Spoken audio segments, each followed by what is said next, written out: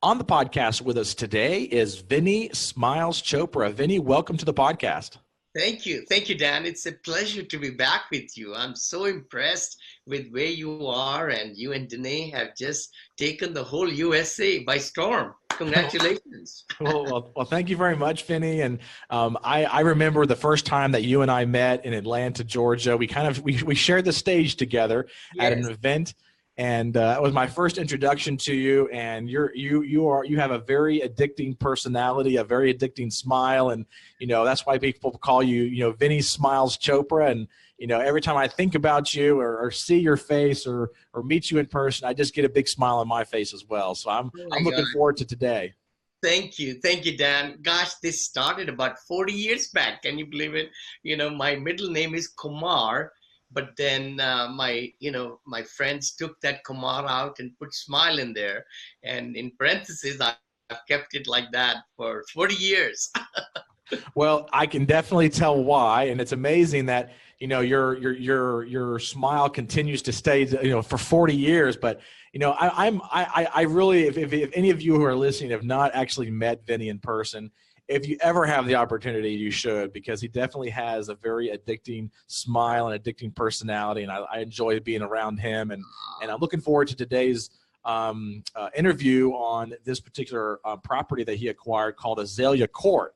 So talk to us a little bit first, Vinney, about your background as a syndicator and as all your experience when it comes to multifamily investing, and then we'll dive into this Azalea Court, maybe how you found the deal first.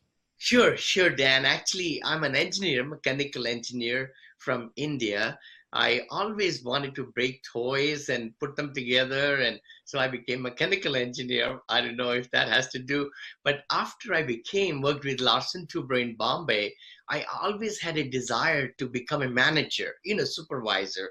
And I thought MBA, Masters in Business Administration, will get me that. So that's when I came to this country with $7 in my pockets. That's all you could bring at that time. Majority of the people who come on student visa and so forth. And I sold Bible and encyclopedias right there outside Atlanta and Georgia, right there, Pulaski, Virginia, and Aiken, South Carolina, actually, 3 summers, and went to George Washington University.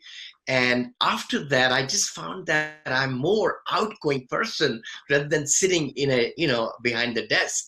So that's when I changed my life and closed down my engineering chapter, but went into sales and marketing and promotions as a promotional consultant with a very beautiful company. Stayed with them long time out of Tennessee, and retired from there.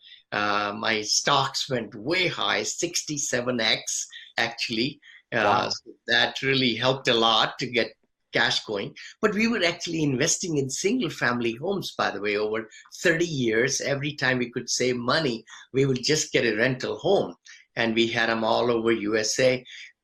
What really hit me was about 2004. That's almost, 14, 15 years back now. I became broker in California. I live near San Francisco. And that's when I said, what should I do with this brokerage? Should I open a shop, a brokerage house, selling and buying homes, or is there something different? So I looked into leasing of the office spaces and a lot of other stuff. But multifamily caught my attention. This is 2004 now. And that's what changed my whole career, life, or whatever you want to say. And that's what I've been doing. I learned the business right from ground up. And then we formed a company with a partner, and it took us a long time. I mean, I want audience to know where I am today. It didn't happen overnight. We had to learn and go to boot camps and, go through coaching and training and all that to get the skills and everything to, and have the persistence, because it took us 9 to 11 months to just get our first property. So many times people feel like they could do it tonight or overnight, and I can leave a job, right away. It doesn't happen. I mean, very, very less percentage. It might happen, but not that. But that's where we started. And, we started with 14 units, a lot of people do that with duplex, fourplex, sixplex, eightplex. We started with 14. And then luckily, at that time, nobody gave us any loans, by the way.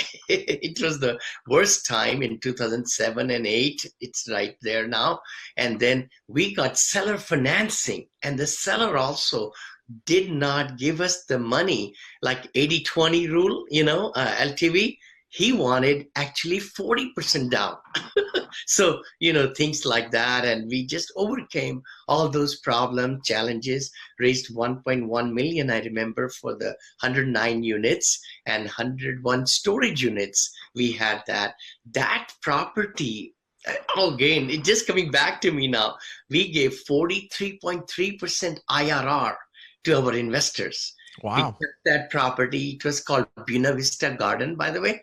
It used to be called Palm Avenue or Palm Garden. We changed the name always, of the property, especially if we are repositioning it.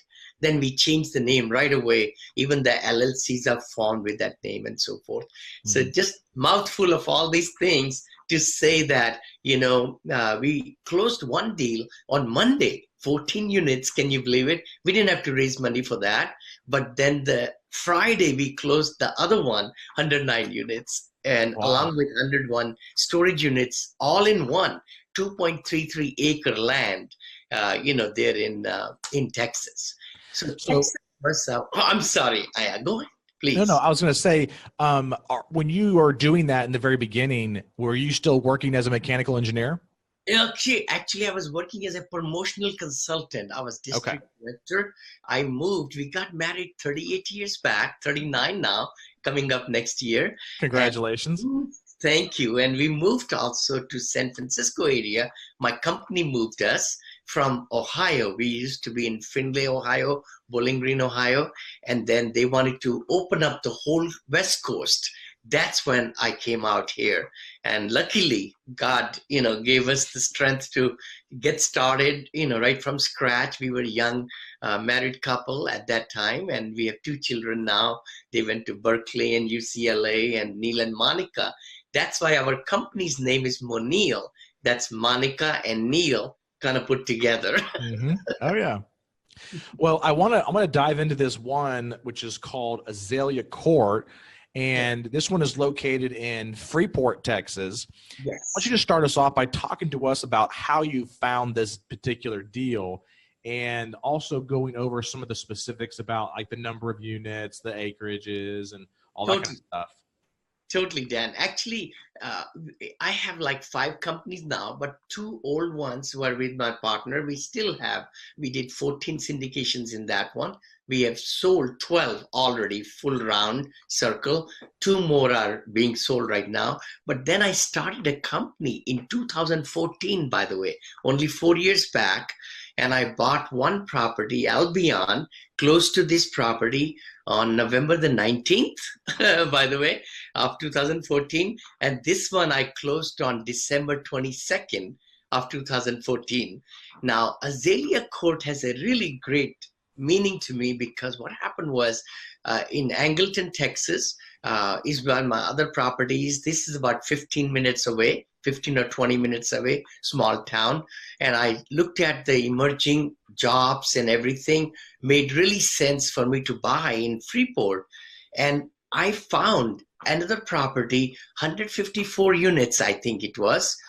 And I put an LOI on it. Later on, I found out from the broker that my partner also was seeing the same property, because we had made a decision that we are going to split up, and we're going to have our own 100% ownership companies. This was happening like in 2012, I think, or 13, something like that. So it took us a couple of years to keep on selling the other assets and then doing our own expansion of the businesses and things like that. So I found out that the seller signed both the LOIs. My price was a little bit higher, but when the broker told me that, I said, it's just not right, because if she was there, she had been going there and everything. I want to back out. I don't want to buy that property, because, I just didn't want because she got there first. I always believe in that. When even the broker brings me the property, like a pocket listing or napkin listing, I call it, I always go to the first broker, because that's where you have to have the integrity. That way you are just doing the same thing over and over. Everybody understands who you are.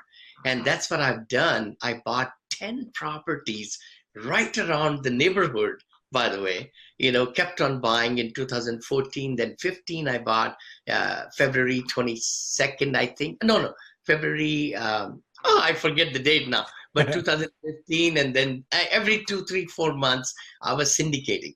But let's talk to Azalea Court. What happened was I backed out of the other property, 154 units, which was much higher price and everything. Within an hour or so, I was driving in the car. The broker said, Vinney, you're not going to believe it.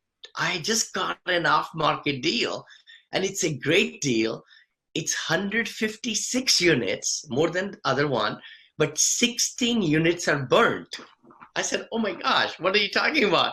You mean totally burnt? He said, well, some of the fire happened in the top floor, and it gutted out a lot of units on the top. Some of the bottom ones are still there. So I said, how much you think? I'm just driving, right? And they said, offer $3 million only for 140 units working, and they were occupied pretty strongly, but 16 were burned. I said, okay, go for it. So they put together an LOI on my behalf. I'm in the car. They sent it to me. I signed it, DocuSign or Easy Sign, on my iPhone, and I sent it right back.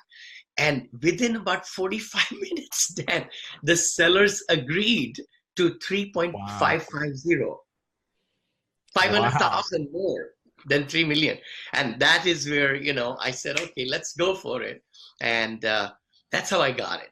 So it's 140 units that had an additional 16 units that were down. So at the end of the day, it was 156 units. Exactly. And I knew that, I had never really done rehab of those many burnt units, but I knew that, once I sat down with the contractors in the Houston area and so forth, I'll be able to get 3 bids. That was my logical thinking, and get a good general contractor who could build it back up, That's how it was.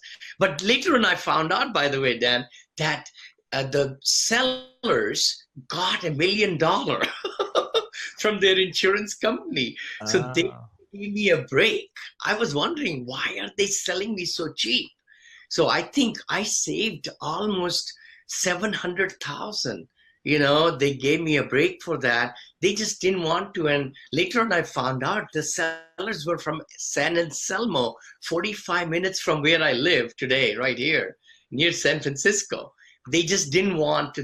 That was the only property, and they just didn't want to, go there and do renovations and spend another year or something, I thought, So how did you, obviously you found this, you didn't have to compete with anybody else, because It was basically just submit the LOI, they signed it, got the contract on it. Did you have to put any earnest money up?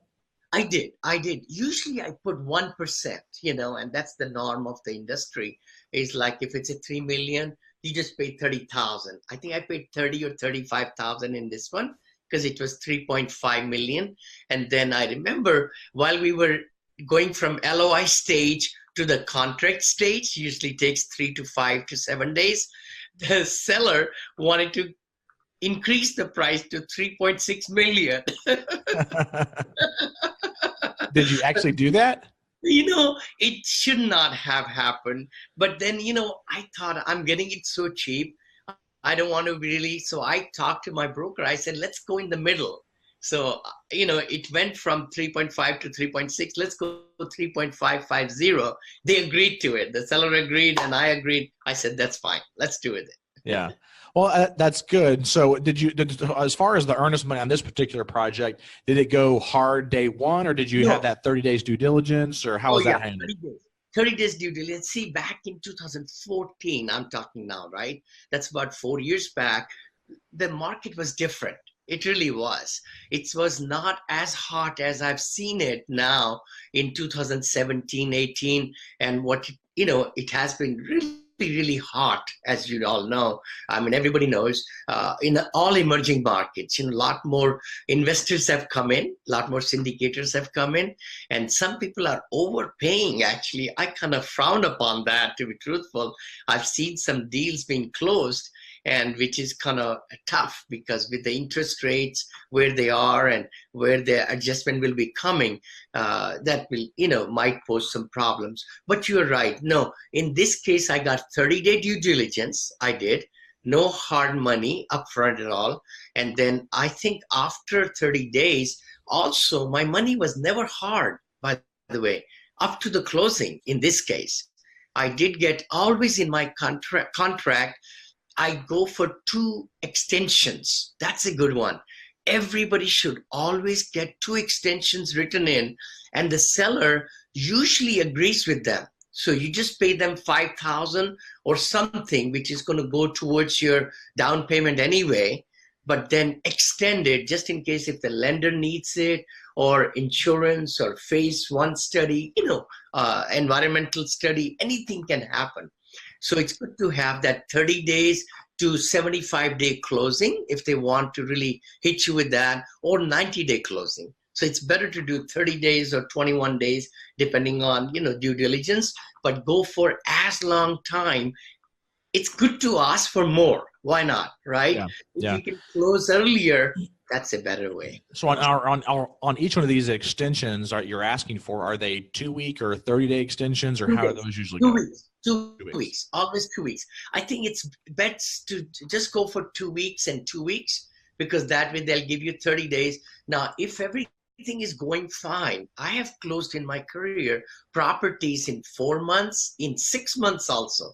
I think I had 3 properties, I think they went 6 months due to so many other circumstances, right? So then you keep on giving a little bit more.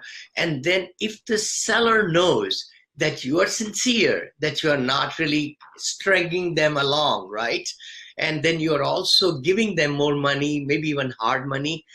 I know in one of the deals, Mariposa, we bought for $5.5 million in San Antonio. I'm just thinking we sold for $8 million, right?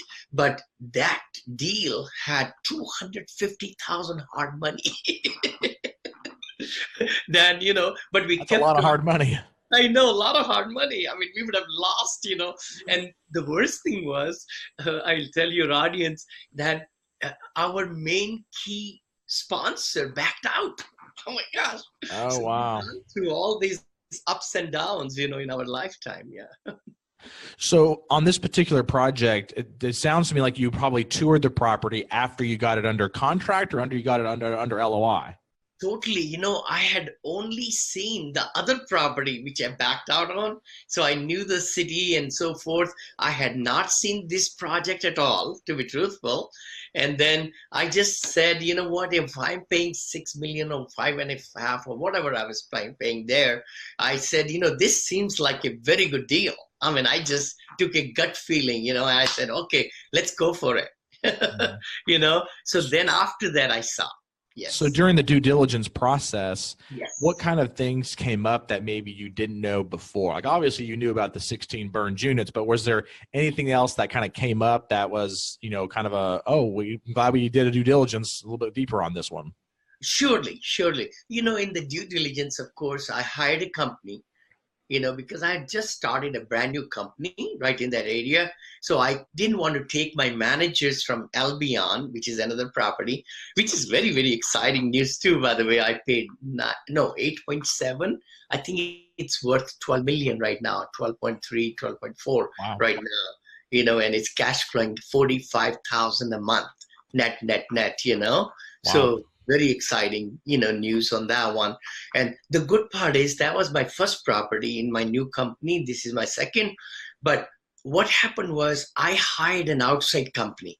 See, I always believe in looking out for good due diligence company. It's worth to pay them $30 a unit, to go into each unit, and they have all these frames and everything. They write down all the information, what's inside, how are the appliances, what's the interior look like, the cabinets, conditions, the flooring, all that, right?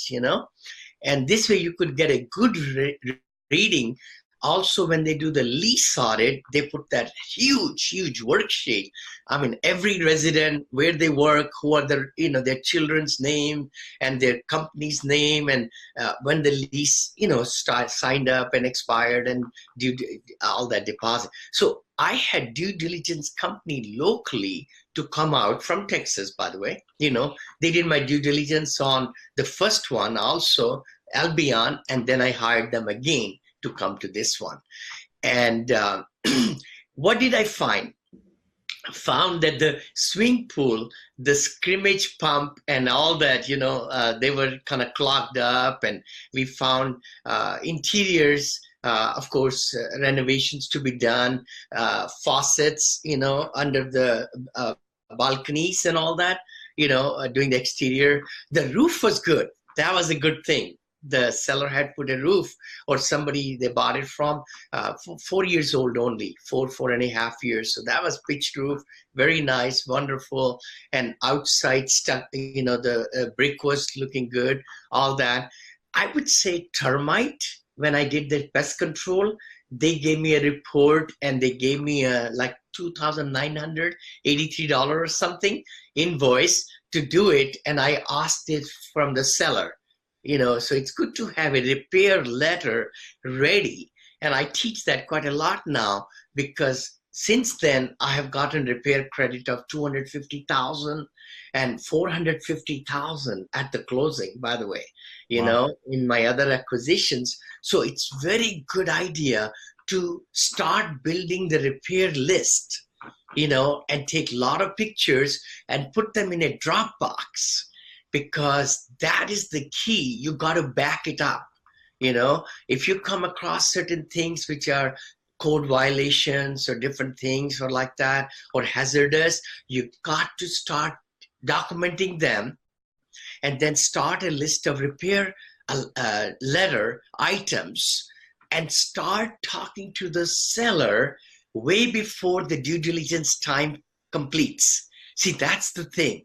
A lot of people sometimes might be feeling, oh, I need to give it a couple of days before my 30 days. You know what I mean? But that's not correct. We need to actually give that repair letter on the 15th day even, start the dialogue.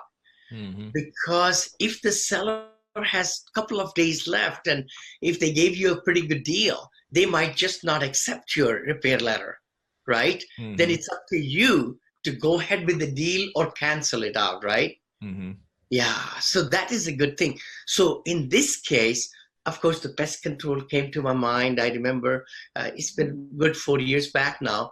And then some more money they gave me, very little money, for some of the interior. There were some things in the bathrooms, things like that. Of course, the other thing which I wrote on this one was, they promised me, the seller said, the depreciation amount of $181,000 I will get when I build the building.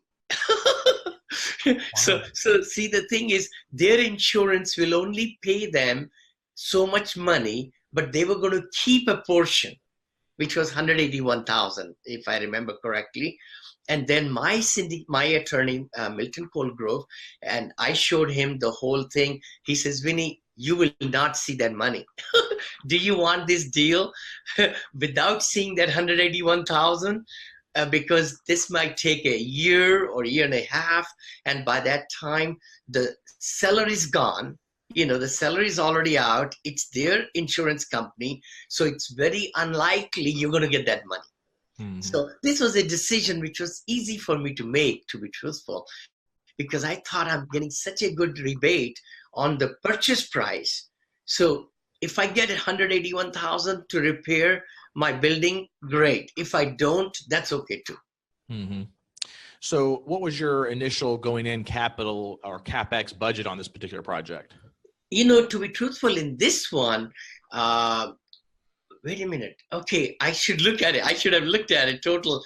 Did I raise the money to build it back? I'm sorry. I should have thought about reading it in my executive summary. Actually, I did. So I have the underwriting summary here in front of me. You do? It says that the renovation / upgrade reserve was $450,000. There we go. Is that what it was?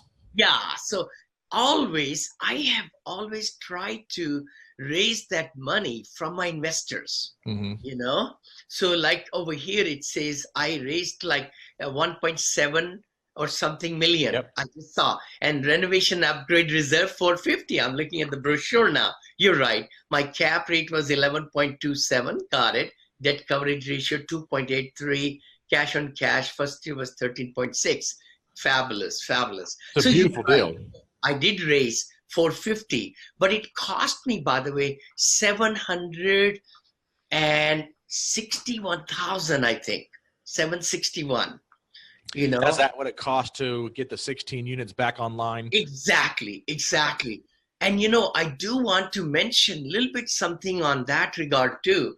I disputed the last payment from me to the general contractor because the contractor took longer time. We always hear that, right? Renovations take maybe 30% more money, budgets with a change of orders or whatever, or all the different, obstacles that challenges come through, right? Yep. The other part is that the money, the time, it takes 30% more, and the money also, you just don't uncover everything, right? So essentially what I found was my last payment of 106,000 or 107,000 was left out of the 761. We went into mediation, by the way. I didn't pay, then they filed a, suit or whatever. And then we knew that, and they knew it, that they had also done wrong, So it's good to have that muscle. And it all comes with having a good attorney, good real estate attorney and litigation attorney, I call it, right? Who can advise you. So this way I was able to settle that 106 or 126,000 for 50,000, by the way, 50,000. Yeah. So this was a contractor that you hired to do the renovations to get these 16 units back online. They originally quoted you 450. No. They quoted me 700 something, 16,000 plus then added more to 761, if I remember correctly, because of sprinkler system. I told them to check with the building codes if we need a sprinkler system in these 16 units. And they didn't do that. And then later on, we found out we had to do it, even though the rest of the property doesn't have it. And one of the big caveat was, which I had thought through beforehand too, was that this new 16 units, Dan, will be granite tops, molded ceilings, tile tubs, all that stuff, right? And the nice, the flooring and all that, and brand new staircases and all that stuff. So I could sell the property where you could increase the rent, right? Increase one bedroom rent from, I think I bought it at 400. Now we are charging 700 something. So it's gone up by $300. And in these newly formed units in one building, our rents are 800 something, So I was able to sell to the new purchaser because I'm selling this property now after 4 years, right? We might go into that, and at a very good price, which is a good thing for the buyer to know. If they renovated the rest of the 140, like this one, interior wise, with granite tops and all, that's going to increase the NOI and increase the value. Yeah. You basically had a built-in business plan already proven for the new for the new buyer. Yeah, exactly. Once you do that, which is very true. I think I'm sure a lot of your audience, they look at it. A lot of the sellers do few units and show the rent increase and kind of do it as an example. If new person came in, they'll be able to renovate also, and the market can bring that extra rent, right? Yeah. 200, 250, 300, that multiplying by 12, that, and then multiply by the cap rate, it just increases the value, so high. Like I'm selling this for 8.5 or something, this property, which I bought 4 years back for 3.550 plus 1.5 we put into it almost, because of other renovations. the 16 units, plus I spent a lot of good money, brand new swimming pool, brand new this, the leasing office, we did restructuring inside, cafes were made and all that, and all that stuff, all that, yeah. No, I mean, I think this is a great deal to kind of go over and kind of dive into a little bit. So, what was the financing like on this particular project? Okay, the financing. Not the capital raising yet. We're going to talk about that in a minute, but just specifically like the financing piece of it, the lender side. Surely, surely. Now that also is a pretty interesting, the whole thing, I mean, I think I would love to share that, because that will be another caveat to the whole conversation today. I got a new loan broker. Okay, I'm not going to say his name.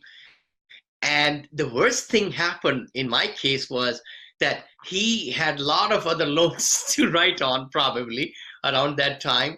And he missed this one in getting it to a place where it should be closing on time. And he started with one particular company because of the 16 burnt units. We couldn't get Fannie Mae loan and so forth like that, or Freddie Mac loan, So it was a bank, I think a local institution in Los Angeles. I don't even remember their name, by the way, And he says, Vinney, I can get you 5.5% at that time, 5.5. It was high interest rate around that time. But then it kept on going to 6, 6.5, 7.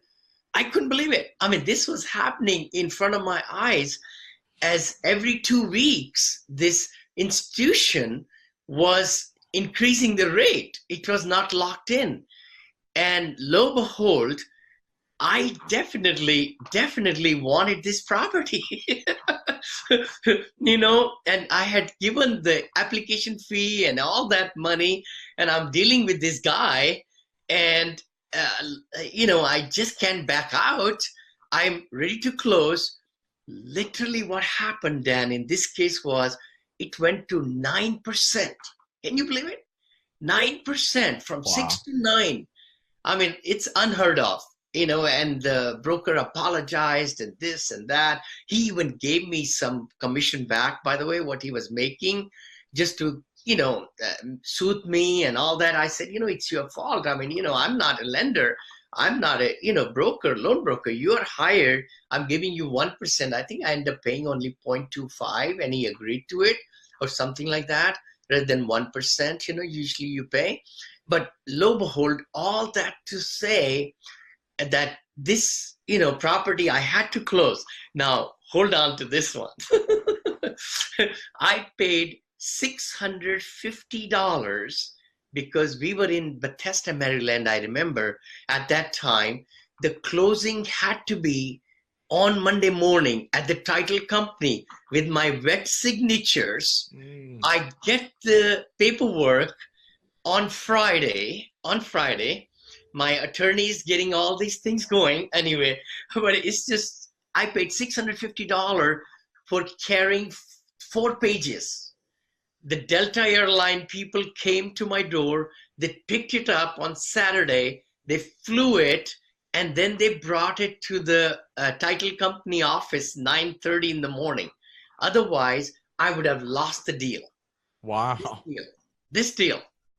So you had Delta have somebody pick it up to actually fly it to the property. That is great. Oh my gosh. And I said, you know what? And the seller increased the price. On Friday, they said you have to pay $750,000 more if you want to extend it further. If you don't close on Monday, this is new terms. I mean, literally, this is what happened with this property. Wow. So how did you end up going with that lender? Oh, that broker? I did. I had to, and we did go through it, and they were also kind of trying to get into multifamily, I guess. They didn't understand that much. This particular Was it a local bank that you were working with, or was it? It was not a local bank, actually, Dan. It was from Los Angeles, an institution, a group, actually. Okay. They had a 30 million, I think, fund. They were giving loans from the fund. So they were also pretty small, Okay. and I didn't know that. And then they came and, I met with them, and 4 people will come there. I'll fly in there. So I just kind of, went with them for about 6 to 7 months. Then after that, I said, you know what, I'm done with you guys. I mean, you don't understand multifamily, and they were keeping my escrow money, all that stuff. I needed the money.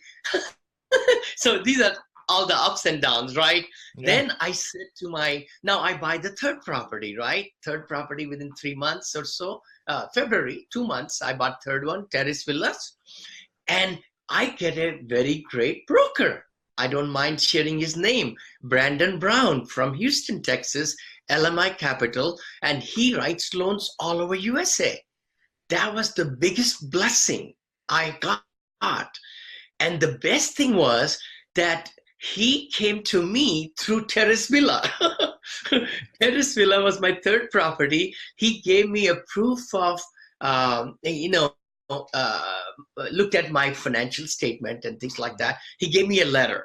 Dan, this is a little story too, by the way. Again, Vinney is a storyteller. Everything just stays in my mind. So actually what happened was Fannie Mae loan gave me Albion. They couldn't give me Sienna Villa, second one. But third one, Terrace Villa, they gave me again, same people, Berkeley Point, very nice people. And they said, Vinney, you don't need a broker. I said, what? They said, yeah, we love your game plan and everything. And I met with the executive vice president. Our business lunch was half an hour, went to 4 hours. Wow. I spent $81 only. And this was like, they said, Vinney, you can just come. We'll do all the paperwork, everything for you. And you save 1% that you're going to pay to the broker. But because Brandon had given me the proof of, my qualifying letter, I told Brandon, once I close on Terrace Villa, I'm going to write you a check for $18,000. He said, what? I said, yeah, because you were the reason I'm getting this property, even though you're not doing any work whatsoever. Fannie Mae, Berkeley Point is doing all the work. Once I close it, I'm going to pay you 0.25%, not 1%, but 0.25 without doing any work. That was the start of it. Then when I closed the property, I wrote the check. Brandon called me. He says, Vinney, you're a different species. You're a very different guy. I mean, I didn't do nothing. Just that piece of paper. I just put your name on it and you send me $18,000 check. Anyway, to make long story short, he then approached Sienna Villa to local banks. Wow. So now he's writing my story, and the renovation I've not done yet, right? That started in 2015. So he wrote the whole story, how Vinney will be building this up and it's already improved and all that. Then the local bank gave me loan at 5%. Here it was 9% or 10% actually, when they increased it to 10 within 6 months or something. I cut it in half. Wow. So then I got a loan at 5%. Now, when you did that refi, it was basically a refi, right? Refi, so yeah. When you refied at that point, 6 to 9 months into it, were you able to pull out some of the initial capital, or was it still kind of in that renovation phase? You were just able to reduce the interest. You got it. It was to reduce the interest, and then they gave me a little bit more money also, by the way. They gave me more money as renovation budget because I needed more money. I never did a cash call on this property. I've never done it, by the way. In the last 12 years, I've never done a cash call ever in my 26 acquisitions. Because what I've found is that because I'm strong financially, so I'm able to give loans to the entity for certain time, right? And at zero interest also, even though Kim Taylor tells me, Vinney, it says in the PPM, you can get up to 10%, but I just feel like, it's like a family. My investors are my family. I have very strong 130 investors. They can bring me millions of dollars commitments in a day. But, I just feel like if you're good to everybody, they will be good to you. They tell more people and more people and more people. I've only met 26 of my 130 investors, by the way, belly to belly. It's been all through FaceTime or Zoom or this and that. Anyway, but the thing is, you're right. The investors, I did ask the local bank to give me a little bit more rehab money, and they gave me, So that's how I was able to complete all the renovations and all. And so how did you raise the capital for this project? Because obviously you were raising 1.7, a little bit more than 1.7 when you first took over this property. Totally. See, I had been talking to, which I teach also, is that you've got to spin that plate of investors, because pre-existing relationship is very big in 506B, as in boy, because the investors need to be knowing where you're purchasing, what kind of business plan you have, teach them all through the newsletters, give them the positive news about the jobs, and hold the seminars, webinars, all those stuff, right? So once I got Albion closed, I raised 2.8 million, I think, for that one or something like that in November. And this is now December. I'm closing December 22nd. I needed 1.7 million. That's like 5 million right there, 4 million or whatever. So same investors base, I went back to them and I said, I know you just invested in one right here, but we got this one. But they were kind of going simultaneously too, remember? Because one closed 30 days later than other, right? Yeah. So they were both going simultaneously. And every time I find that, because I do webinars, quarterly webinar, right? Zoom, or I used to do GoToMeetings, I think at that time. But my investors will come in my PowerPoint presentation, I always sold them the next project. So it's good to have that built in right at the end of the presentation to thank them and show them the transparency and everything, and that they can, look for anything in the company. And then, by the way, I want to share with you this also, which is coming on the horizon. It's coming first come, first serve basis, blah, blah, all that, And I also started giving 2% interest on their money from the day they wired the money into the bank up to the day of closing, Dan. So this was something I taught my mentor also, by the way. This was in 2010, I think, I shared with him, because I'm able to collect 98% of the money. Can you believe it? I've been collecting 98%, 96 to 95 to 98% of the commitments. I never have lost my sleep, ever, in these 26 syndications, just because of that one small tweak that I did, because people were keeping money to the end because they want to earn interest. And the banks don't give you maybe, 0.15 or 2, or even CDs give you 2 if you, are doing 6 months or whatever. So I started doing it, and I tell them that as the first cash flow check will come, you will also get the interest from the day of wiring the money. That's when you're totally secure into the investment, first come, first serve basis, up to the day of closing. And then from day of closing, because mostly these were momentum plays, they were cash flowing already, right? With the 140 units and 191 units with Albion, and then 150 units, other ones and all that. So I'm able to give my investors cash flow, from the very first quarter, and that helped them a lot.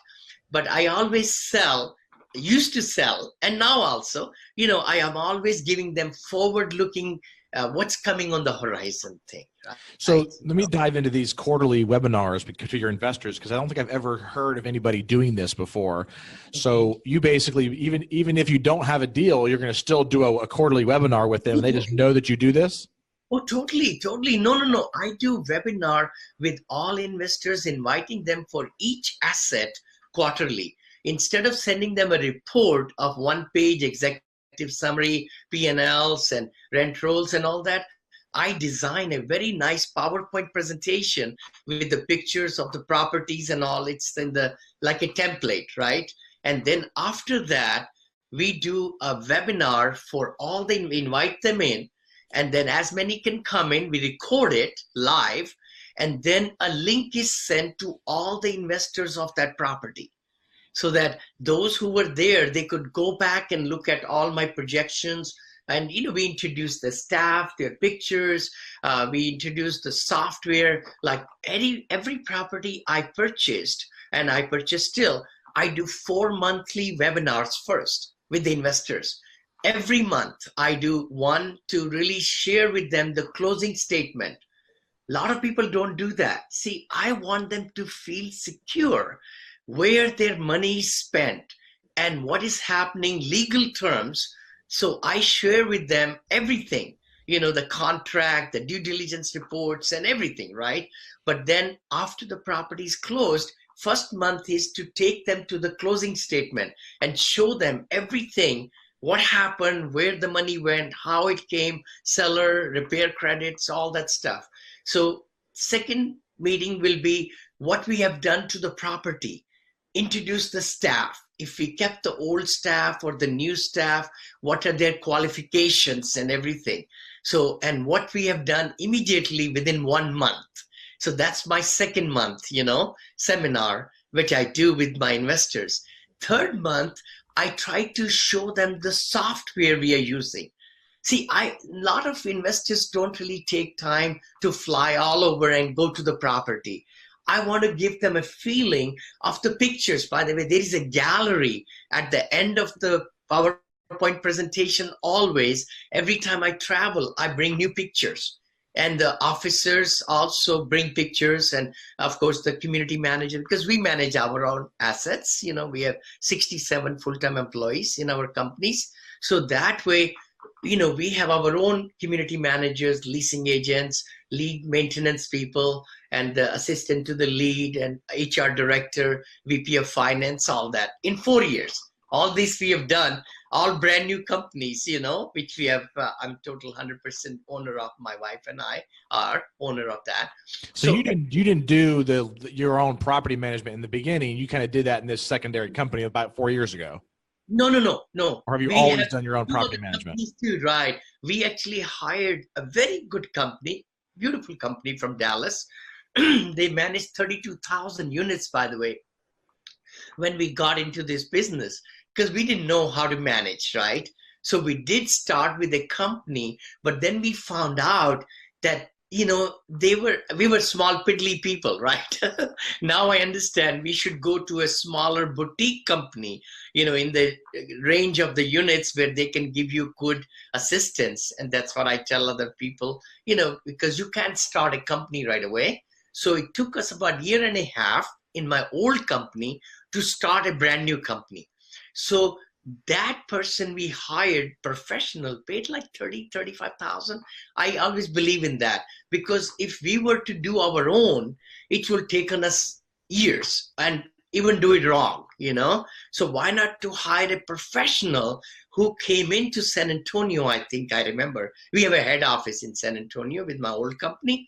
We have other offices, with my new company, but we have been managing our assets since 2010.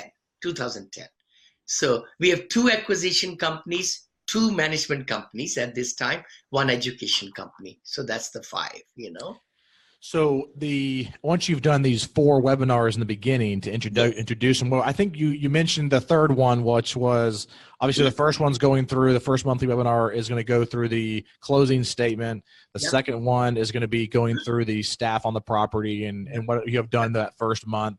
The third one is going to be going over software, right, on the you're using on the property. And what's that fourth one doing? The fourth one is to kind of show them, now it's been almost 3 months now, right? So the renovations. So the fourth one is built on what things have been done and how much we have spent. So we always like to bring in the slides, the capital improvement slide, CapEx, we call them, right? So that way people can get a feeling, my investors can get a feeling what I showed them in the executive summary. We are working hard to accomplish those goals. And then, of course, in every PowerPoint presentation, every month, fourth month, we are showing now the quarterly also performance, right? So we also show the P&L quarterly, the rent rolls and everything, and show them how the rent roll looks like, kind of get them familiarized, and then also the P&L go line by line item to show them, where the monies are coming in, and then where the expenses are going down, where the mortgages, NOI, kind of teaching them. I always have felt if my investors are learning from me, educating wise, they will feel more comfortable. And they will also know that Vinny's here to protect their money. That's a huge part, because the investors, it's really ingrown. Like I said, I just started with 5 investors, and then they told more friends and more friends and more relatives, things like, and I have 130 now, maybe even more, 150 now, as more and more people are coming in. But the thing is, the more clearer we are, rather than throwing paper at them, just executive summaries, but explaining them nicely so that they can ask you questions and then you answer them in live meetings, that makes a big difference. So when you're doing these you're doing these first 4 per property, and it's only to the investors that are in that particular deal, right? Exactly. Right. Only those. Yeah, only those. Totally. And so are you also doing the same thing? These quarterly ones are doing it for just these people in the particular deals, or are you doing a quarterly to all of your investors? Okay. Quarterly is per deal. So if I have 26 deals every quarter, these have been totaled by now, right? Sure. So I've been doing like every single cluster of investors with one property every quarter. Yes. Okay. And how are you? What have you done to find your investors? Because I know I've done some research on some of the things that you've been doing in the past, and I think you've talked about doing some like lunch and learns and various things like that. Obviously now you're probably in a position where you're getting a lot of word of mouth referrals and stuff like that, so you might not have to do that as much. But what are some of the best ways that you have been able to raise money or find new investors? Totally. Dan, I have found that the best people to really promote your company are the investors who are there already.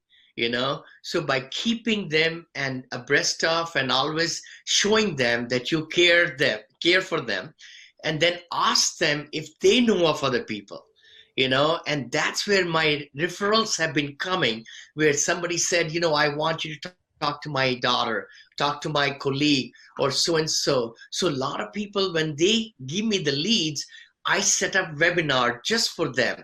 Many times I get them also involved in the same webinar.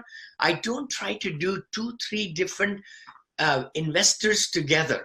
That sometimes doesn't work, because one negative can take down the whole ship. I can definitely see that.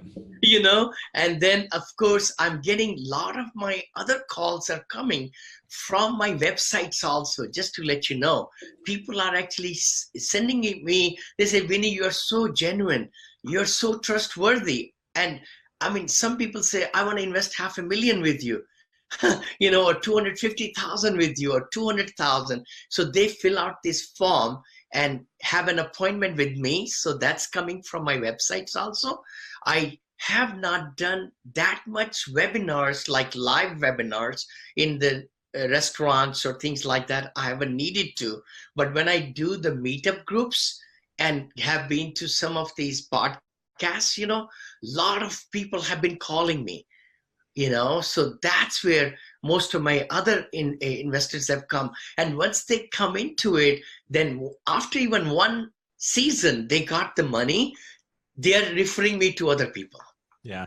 And I think the way you're doing it is very good, because you're having that open communication. That's one thing that I always try to, teach and preach, is making sure that your investors don't have to, reach out to ask questions. Just go ahead and answer those questions and diffuse a lot of those things ahead of time, and have that open communication channel and be as transparent as possible, because the more transparent you can be, the more they're going to talk about you. And, as long as you're hitting those returns, and even at the end of the day, if you're not hitting exactly those returns, they know you're going to be upfront with them and frank with them, even if you're not. And that way they know where their money is. And as long as their capital is being preserved as much as possible, and they know that you got your back, that you have their back, they like that piece of it. Surely. So true what you're saying. It's the transparency and being very honest, with them, and understanding that, this is where the situation is. This quarter, the occupancy went down. reasons for one down. Not only that, then how you tackled it. What aggressive marketing did you do? And showing them in, PowerPoint presentation, all the different bullet points, give them the confidence that you are not just letting it go, stray, but you are taking actions. Yeah. Well, and I think that also, when you have multiple deals along the way, it also allows those investors to still feel confident to invest in other deals along the way, because a lot of times investors will hold back investing in future deals until they start seeing some of the returns on the deals on the deal that they're already in, especially if it's a newer investor. Totally, totally. You're so right about it, Dan, and I'd love to mention it. I mean, we did do the very first one, Buena Vista Garden. I think we started at 50,000, but we started promoting to the investors. We just kept 50, but please go for 75 or 100. You could even do 150, things like that. Many times people gravitate to the lowest level of the investment. But then my partner and I decided way back, 10 years back, 12 years back, we're going to do 100 minimum. And that really was the best decision ever we took. By doing that 100, people had the money. See, if you tell them 25, they'll give you 25 just to try you out, or 50 or like that. But if you say 100, they will go with 100, and then they set the stage for bigger things, because a lot of my investors now have 500, 600 million with me now in several investments. Like, they come in, every single one. I didn't even know when I met them first time that they had so much money in retirement accounts and, all these, cash positions, and they were entrepreneurs, doctors, attorneys, all the very high caliber people in California and across the, nation. So, and not only that, one more thing I would like to mention is their peers. See, if you're dealing with the high net worth people to start with, and their peers are also high net worth, then, they flock together. So by having that 100,000 minimum, got to 200, 250, 500, 700 now. I have some of my investors investing in my fund, 700,000, and 500,000 at a pop, So that helps a lot. Then you have less number of investors to deal with, of course. And then the, quarterly checks. We never believe in sending monthly checks, because I think people can wait for this money that they invest into the deals.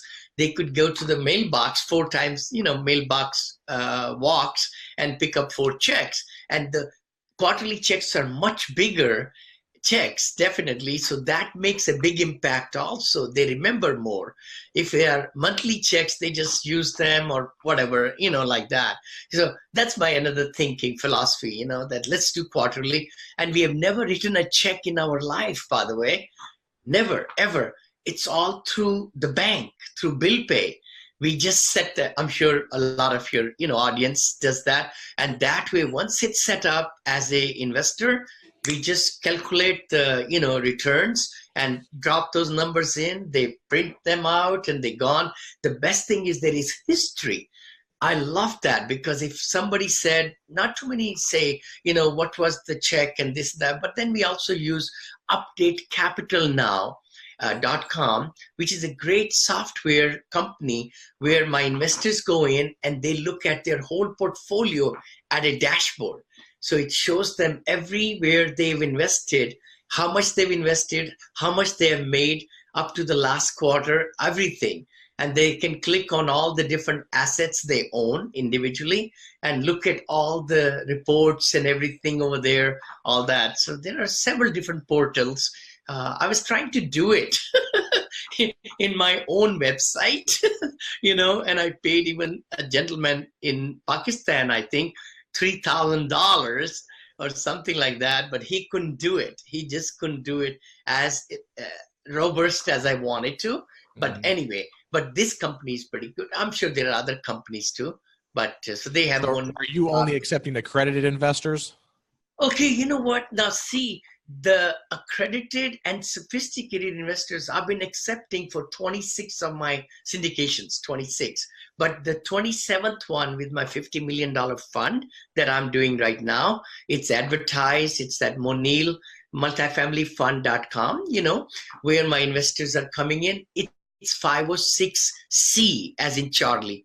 So it's for accredited investors only. Yes. And I can advertise, as you know, that's the big part about it, because the other ones you cannot advertise in 506B and so forth, as to pre-existing relationships and all. And then also, I'm glad you brought it up too, how my other investor base, see, some of my very strong investors also have so much other clout.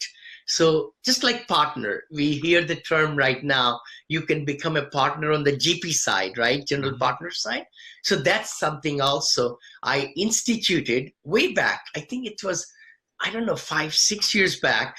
I just said to myself, okay, we got, 40%. We were usually doing 60-40 because the deals were pretty strong. So my investors get 60, we get 40, or 70-30 first year. Then we bring it down to 60-40 and 60-40 all the way. So out of the GP side, I said, let's give 30% for raising money, so that we can allocate, have people come into the play, and then you give them jobs, because you can't pay them commissions, you have to have the jobs and then let them do this, that, talking to the investors. And I don't have too many partners, but because I have so many of my own investors, like that. So I'm sure that there was probably some, concern or trepidation in the beginning, going from 50 to making the minimum 100. Did you have a lot of pushback from the investors, or were they just kind of all okay with it? Good point, Dan. I would say, looking back at it, just like 10, 11 years back, I think we might have, have lost some people, I guess is the word, right? Because they didn't want to go to 100. But once we set that stage at 100, it was fine. I was so surprised. I was very, very surprised. And I think— Was it easier to raise the money? Yeah, it was. It really was. I was very, very surprised. Yeah. And then once we did our second property, third property, then everybody knew that it's going to be 100. So then we were able to get into the self-directed IRAs and 401ks and all that, And then I talked to Gene Trowbridge, who, by the way, Gene Trowbridge and Kim Taylor have done all my syndications, the best people in USA. I mean, a lot of other syndication attorneys are there, but they have done all my 27. And, so the thing is, they told me, they said, Vinney, if it's the same investor, they can bring cash and also IRA money, but it's the same company, they could split it.